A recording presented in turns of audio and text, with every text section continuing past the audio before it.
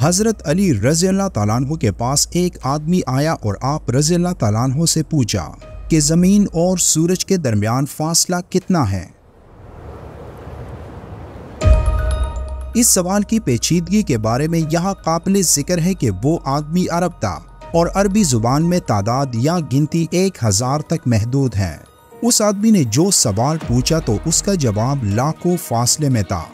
हजरत अली रज़ियल्लाहु ताला अन्हु के लिए एक चैलेंज की तरह था कि उन्हें उलझन में डाले बगैर कायल अंदाज में जवाब दें।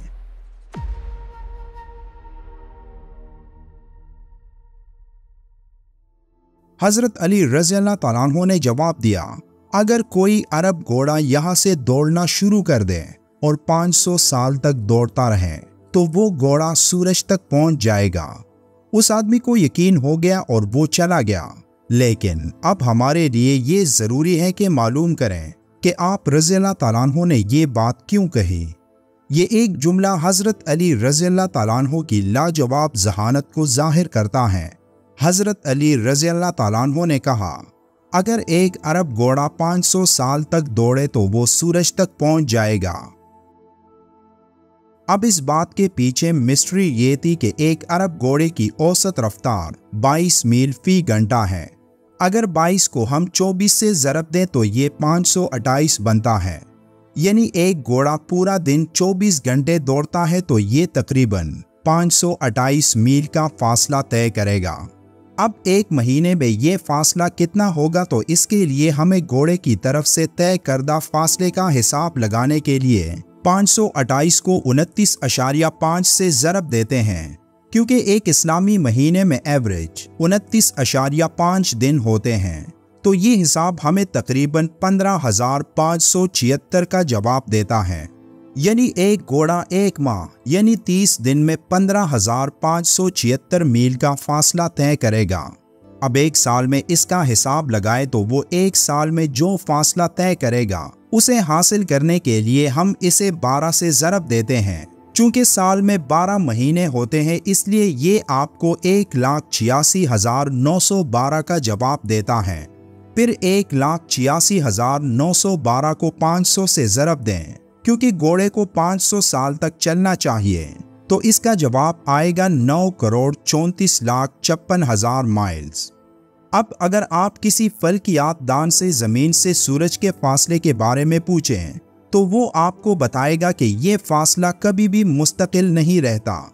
ज़मीन का मदार बेज़वी शक्ल का है और बाज़ औक़ात ये सूरज के करीब आता है और बाज़ औक़ात ये सूरज से दूर रहता है।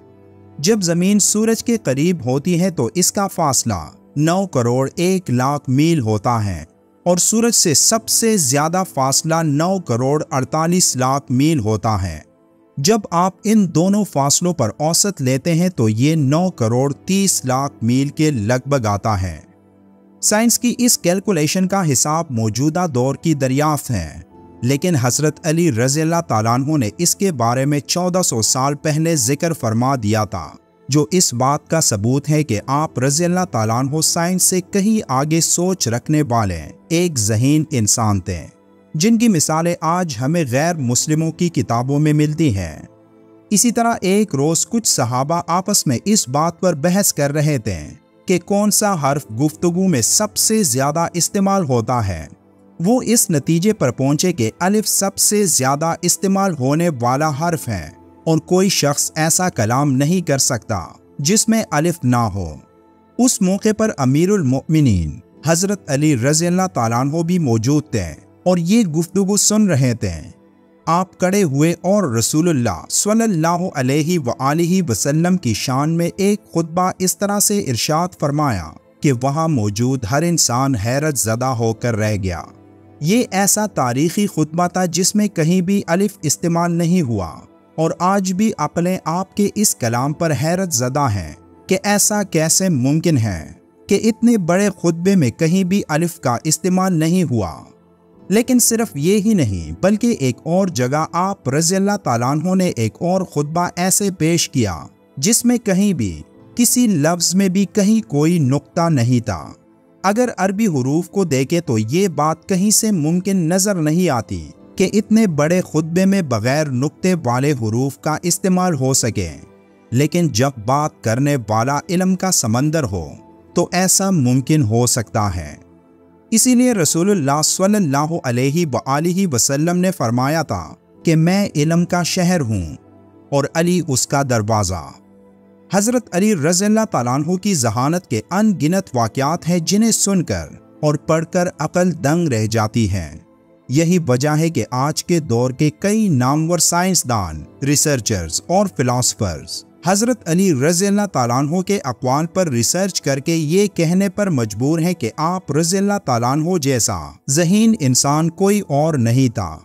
लबनान से ताल्लुक़ रखने वाले एक ईसाई शायर जॉर्ज जॉर्डिक हज़रत अली रज़ियल्लाहु ताला अन्हु की ज़िंदगी से इतने मुतासिर हुए थे कि उन्होंने आपकी ज़िंदगी पर एक मुकम्मल किताब शाया की थी जिसका नाम था the voice of human justice. हज़रत अली बिन अबी तालिब के खुतबात और खतूत के एक मजमूए नहजुल बलागा में जिक्र है कि आपने फरमाया कि अल्लाह के सिवा कोई भी देखने वाली आंख छुपे हुए रंगों और नाजुक आज़ा को नहीं देख सकता। यहाँ आपने उन पोशीदा लाइट वेव्स की बात की है जिन्हें एक इंसान नहीं देख सकती।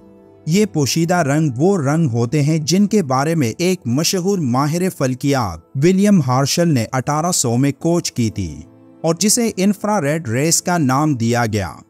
किसी चिराग या मोमबत्ती से जो रोशनी निकलती है वो सफ़ेद रंग की होती है, लेकिन जब ये एक प्रिज्म से गुजरती है तो ये 7 कलर्स में तकसीम हो जाती है जिसे स्पेक्ट्रम कहा जाता है। न्यूटन वो पहला इंसान था जिसने ये दरियाफ्त किया था कि एक मोमबत्ती या रोशनी के दूसरे जरायों से जो भी रोशनी निकलती है वो 7 रंगों से बनी होती है। यही बात हज़रत अली रज़ियल्लाहु ताला अन्हु ने फरमाई कि ऐसे पोशीदा कलर्स हैं जिन्हें हम नहीं देख सकते, और इसी सदी में ये खोज लगाई गई कि एक स्पेक्ट्रम में मौजूद कलर्स में एक पोशीदा फ्रिक्वेंसी होती है जिसे इंफ्रारेड रेस कहा जाता है, जिसकी बड़ी मिसाल हमारे घरों में मौजूद एक टीवी रिमोट है जिससे निकलने वाली रेस को हम नहीं देख सकते, जो रेस कई पोशीदा कलर से बनी होती हैं। इसी तरह आप रज़ियल्लाहु ताला अन्हु ने एक और जगह फरमाया कि इंसानों के इर्द गिर्द ऐसे जानदार हैं जिन्हें वो नहीं देख सकते। यहाँ आपने उन माइक्रो ऑर्गेनिजम्स यानी बैक्टीरिया, वायरस और प्रोटोजोआ की बात की है जिन्हें इंसानी आंख से देखना मुमकिन नहीं।